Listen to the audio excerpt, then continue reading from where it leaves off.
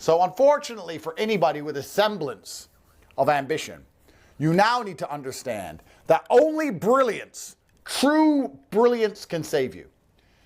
And one of the greatest things about being brilliant is that it actually has nothing to do with your IQ. And it actually has nothing to do with your genetic makeup. Nearly anybody on the planet can be brilliant. It is very easy to do. Let me give you a life hack. How to be brilliant. Let me explain it to you. If you do instantly what others do eventually, you're a brilliant person. You're a visionary. You're a genius. He got into Bitcoin early. Oh, he knew. He saw what we couldn't see. No, he got into Bitcoin and about 55 other bullshit things which turned out to be junk. But you can lose 55 times if you win once.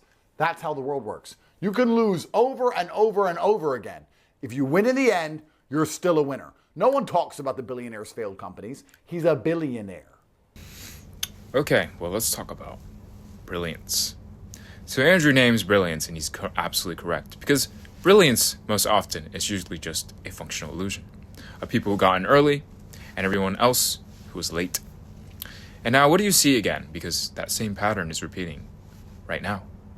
People watch my videos and they think I'm just some guy saying things, but they don't realize if you actually apply the consequences of what I'm saying, this will pretty much flip your entire civilization upside down. Because as it stands right now, if you look at your civilization, at humanity, even Andrew himself, men like Andrew, the billionaires, the rich men, the markets, the companies, you ask yourself one question: does all these things behave like reality? Do they reflect reality? Do they reflect raw probability? Do they reflect mass times direction? Do they reflect forward or backwards? Does their AI reflect reality or humanity? And you realize, wait, none of them actually reflect reality. None of them reflect probability. All of them reflect a story, noise, identity, ego, narrative. That is not sustainable. This is why I say you must collapse AI, make it reflect reality, make it see through humanity, and show it what it is. And only then can you begin to move forward as a civilization.